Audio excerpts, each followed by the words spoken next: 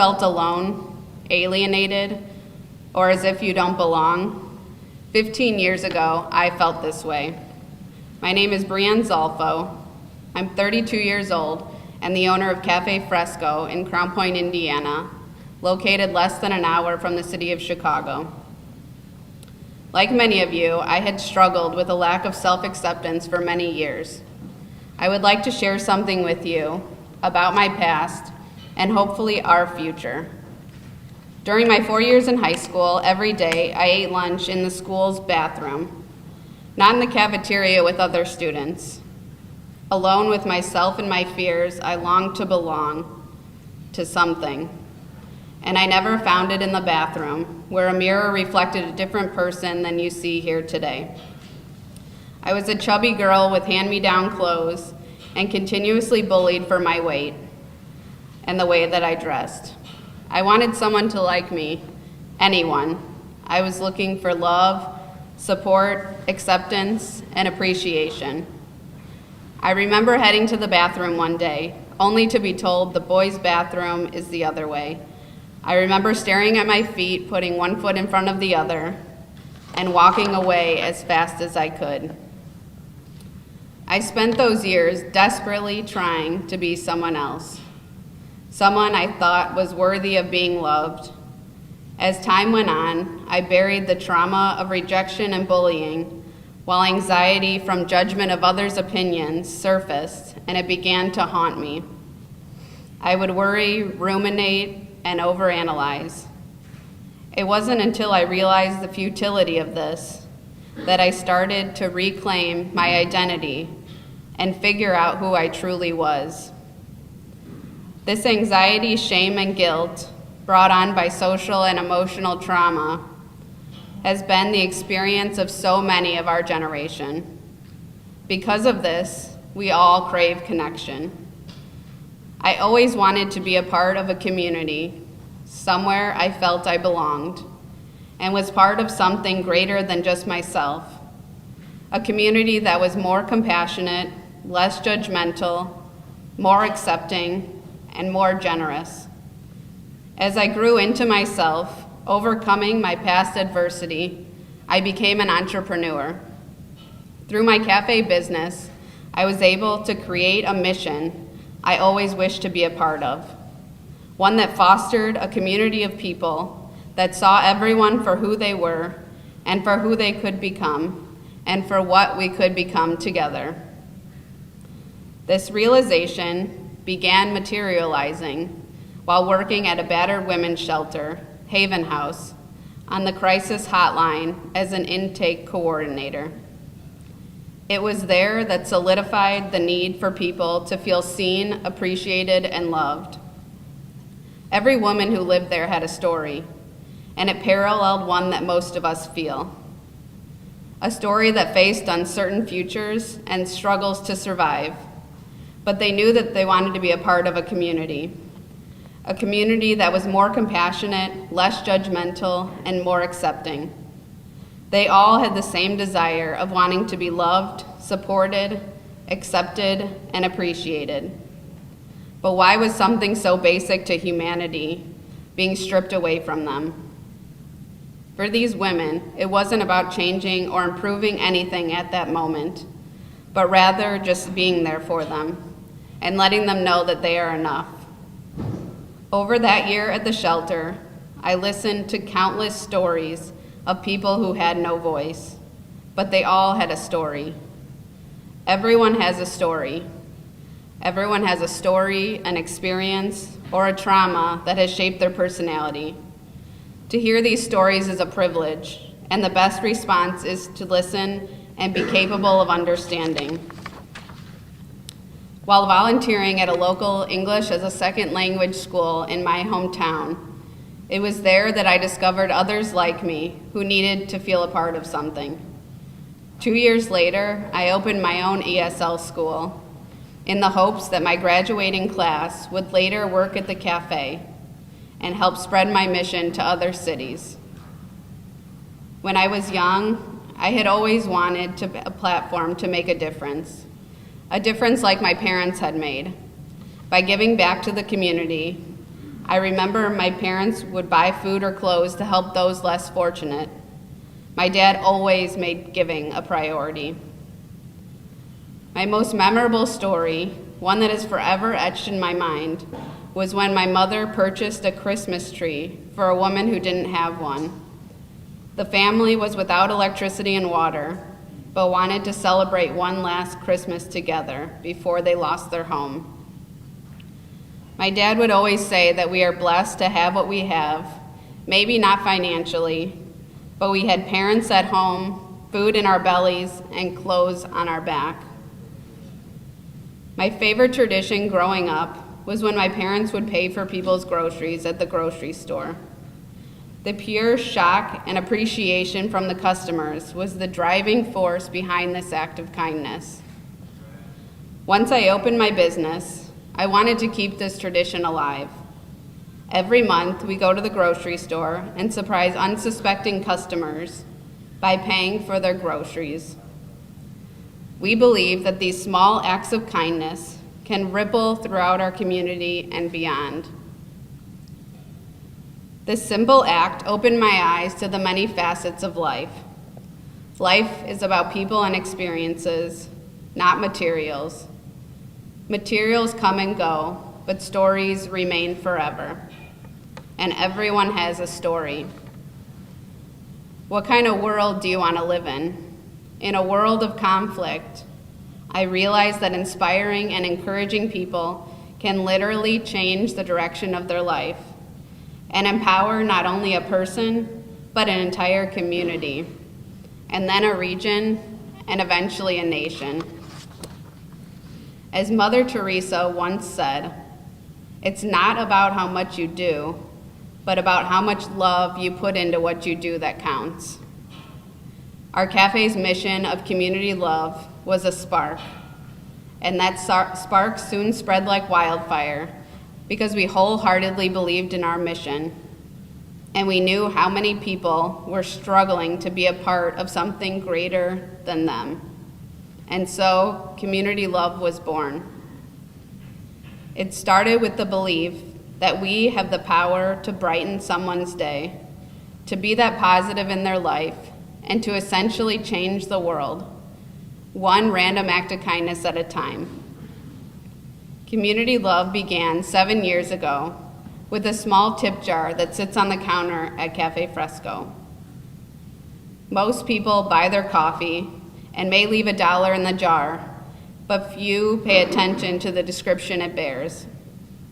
It reads, "Every week we choose a deserving person to donate the tip jar funds to, realizing that not all are given the same opportunities and may have encountered some misfortunes. Every week we clear out the jar and we find a cause." One woman who benefited from the jar lived at St. Jude House, another local battered women's shelter in the area.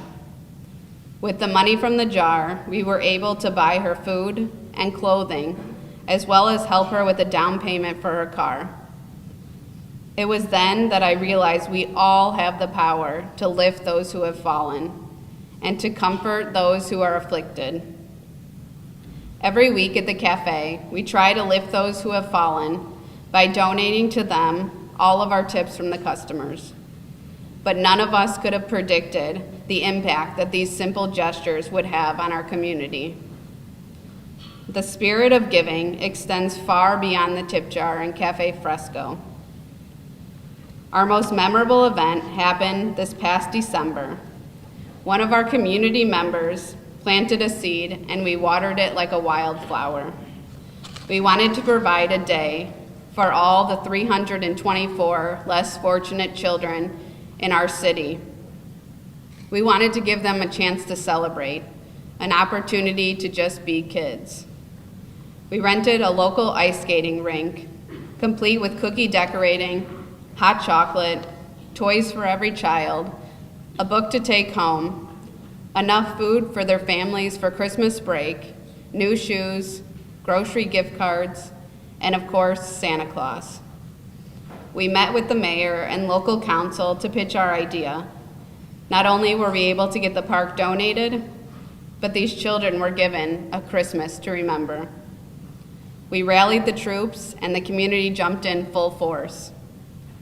Because of this event, we were able to start a partnership with the local schools to implement different programs in our elementary, middle school, and high schools to promote community love.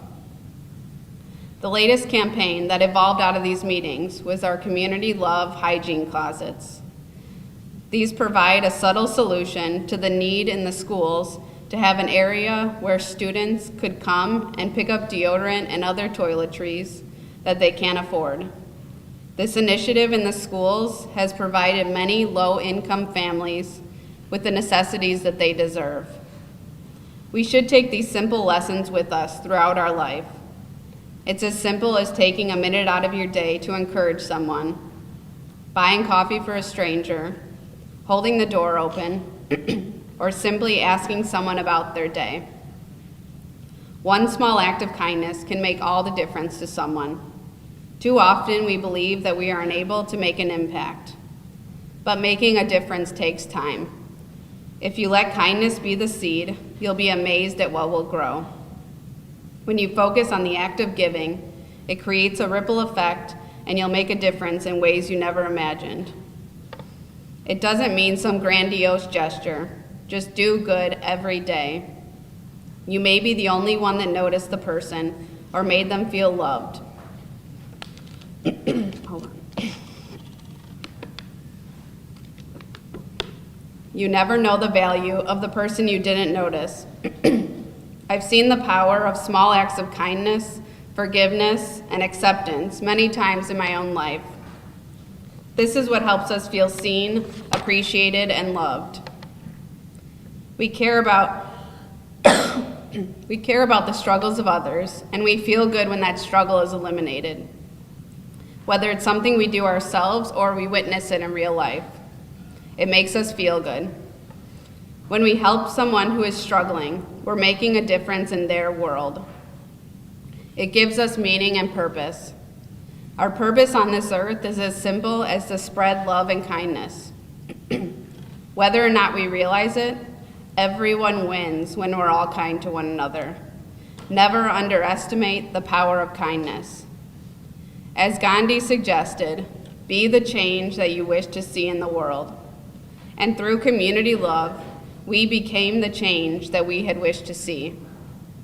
We began writing inspirational quotes on all of our coffee sleeves 7 years ago because we realized how many people go throughout their day without any inspiration or human interaction. And we wanted to be that little bit of inspiration for their day. We launched our Pay It Forward movement 4 years ago by adding messages inside our coffee cup sleeves as a way to encourage customers to spread their community love. Some examples include pay for someone's coffee, donate items to a homeless shelter. By creating a community of ambassadors, we are able to spread our mission farther.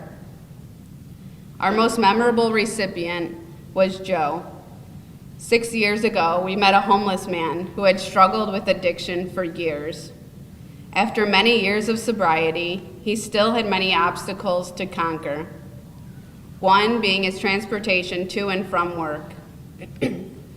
Joe's simple request was a bicycle.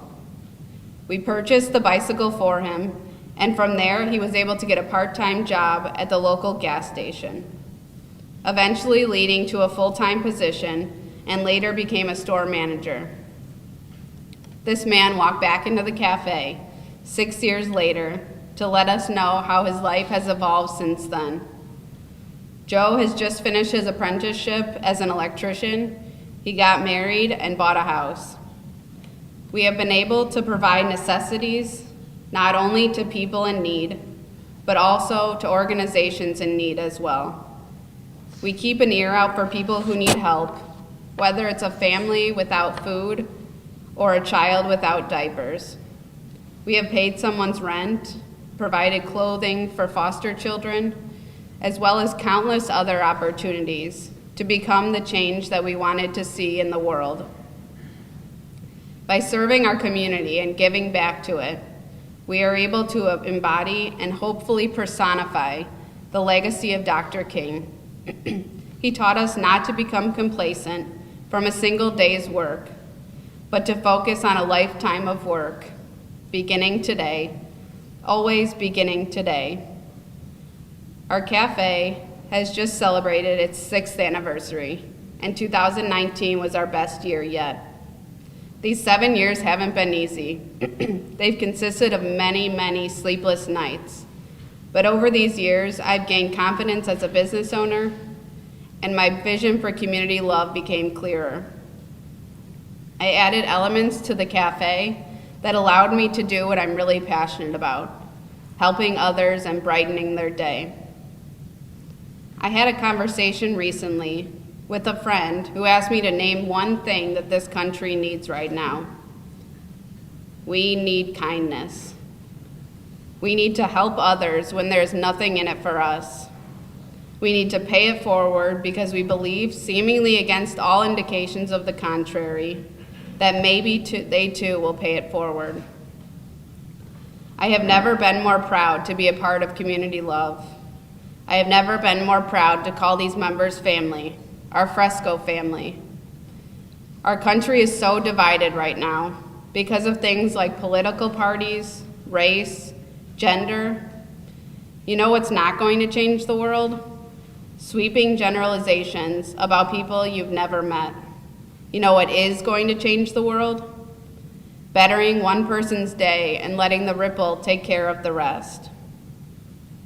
Our mission has since been highlighted on CBS This Morning, Steve Harvey, and WGN Radio, among other outlets of opportunity.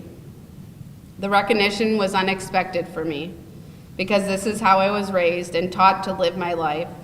I don't feel like I could take credit for it. This is where I'm supposed to be. It wasn't my dream growing up, but I'm right where I need to be. Thank you for allowing me to share my story.